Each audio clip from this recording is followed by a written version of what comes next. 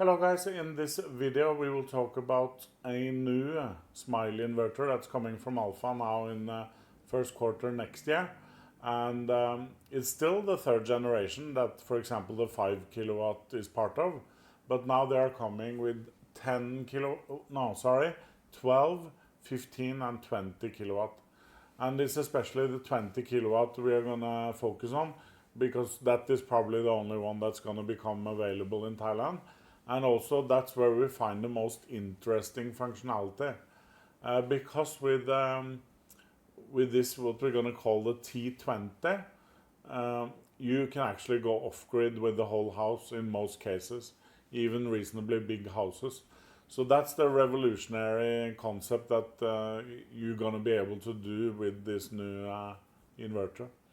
So why have you not been able to do that in the past? Well, that's just a limitation of how much power you can run when you're off-grid. But with the T20, you are able to have 6.6 kilowatt per phase off-grid. So that means 20,000 watts off-grid. So about 6.6 per phase, which is unbelievable power. And which means that most people can run off-grid everything in the house, because there's rarely something that takes more than 6.6 kilowatt per appliance. And if it does, then maybe you should change that, because then it's probably not the greatest appliance in the world. So unless you have some very special central air condition or something like that, you are actually going to be able to run the whole house off of this model. So if we check how they are promoting this, obviously it looks exactly like the Smile 5 G3, because the Smile 5 G3 is also part of the G3 series. It only means the third generation of their inverters. Alpha, that's obviously hybrid inverters, because that's all they do. And here they have some award things, and also they have a marketing of that there is no cobalt in the battery. I think that's really smart, because there's a lot of focus now everywhere that batteries are environmentally dangerous and using cobalt from mines in Africa and stuff like that. What people don't realize is that the Alpha batteries don't use those things. Don't use manganese, don't use cobalt. So I think it's really good that they really start to use that as part of their marketing, because it's all about getting that information out among people, so that they start to differentiate between different kinds of batteries and good and bad batteries and things like that. So that's really good. If we scroll down, it's highlighting some functions. 3 MPPTs, it just means that you can have 3 completely independent strings or string sets, which is gonna, if you compare with other inverters, usually there's only 2, so that you have 3 independent. That means that also you can put strings in 3 directions, and it's very, very beneficial. Obviously, when you go to high power inverters like 20 kilowatt, it's even more important, because it's very difficult to put, let's say you put 60 panels on this system, it's hard to put all 60 panels in one direction or 2, so that you can have 3 directions. That's actually very, very good. Yeah, and the rest is not important, it's just design and stuff like that. And here we have some of the specs. So like we said, here's the output, the 20 kilowatt is here, capacity range, that's the batteries. So these are the batteries that you're going to be finding on the T20. And that's the same high voltage batteries that the T10 is using. So there's no difference there, except the design. They have made a new design, but it's exactly the same inside. Depth of discharge is 95, which is great. That's very high, very good. And like we said, the chemistry is LFP, which is environmentally friendly, and does not have this cobalt stuff, and almost impossible for it to self-explode. You have to have an active fire coming to it. Max PV input is just very high and very nice. so that you can use basically panels that have high amp. So this is actually IP21. That's interesting. So that means that it should be indoor. This one should not be outdoor. So that's quite important information. Sometimes they release two versions, one IP21 and one IP65, but maybe looks like they're only gonna have IP21 this time. If so, we just have to make sure that we install indoor. 5-year warranty, 10-year battery performance warranty. Now, even though they say like this, the batteries are gonna last 20 years. That's basically the lifetime of these kind of batteries. So they do last a very long time. Let's look at the modules. These will probably not be available in Thailand. They're just too small. I don't know who would want such a small battery.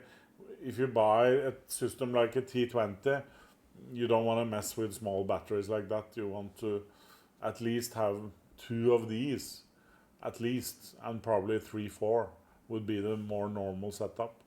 And for off-grid, even more, then you could even go up to 5, 6. That 6 is the maximum. So, but that will give you a lot of power, of course. And if we then go to the data sheet, we can see a little bit more information.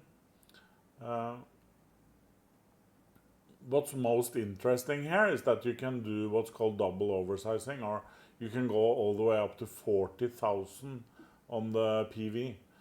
However, because the way the inverter is set up and the design of panels and also the usage patterns, it's usually not recommended to go beyond probably 33 kilowatt.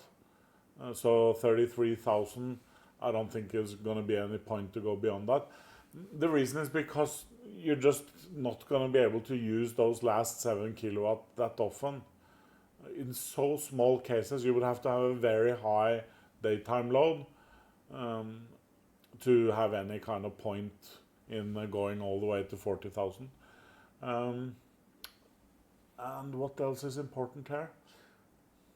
I think that's the most important. We have already talked about all of these things. But like, why is this inverter almost revolutionary? That's the form factor, that they are able to make it so small, because, you know, many companies have big, 20, 30 kilowatt systems before, but they have been enormous, and with special enormous batteries, and like they come in small containers and stuff like that. But now it's coming in the same form factor as the 10 kilowatt model. And yes, if you add a lot of batteries, obviously it's going to take some space, but compared to what has been available before, the form factor and the space this is going to take up, that's really part of the revolution. So you can easily in a house have this in a small room and actually have your whole house off-grid. That is a big revolution, and my prediction is that quite a lot are actually going to do that. Not only if they have bad electricity, but because they just want to be independent. And then you can just forget about all these power outs and all these bad voltages and surges that comes from the outside. Systems that are off-grid that we have, when we look at the functionality of our off-grid systems, they function so stable and so good, it's unbelievable. So by going off-grid, you not only gain in that you are out, you don't have the power cuts, but you also have much more stable and better electricity. So it's a very big difference, and it's going to become more and more important, those kind of things, just because the prices of these systems are coming down, and that's what we are seeing now, that what you had to before pay 2-3 million baht for, you're going to be able to start at around 1 million. And depending on your battery size, obviously. But I think you're going to be able to go pretty much off-grid with a little bit more than 1 million baht, which is unbelievable on a big house. On a small house, we can already do it for 400 and something thousand. We can already have very good off-grid systems. But that's very small houses. Now I'm talking about really big houses that has not been adapted for off-grid at all. But with this, you can actually just go off-grid. You don't have to think about it. Okay, guys, that's the cool news. So we're going to watch out for when that becomes available in Thailand, but you can expect it end of first quarter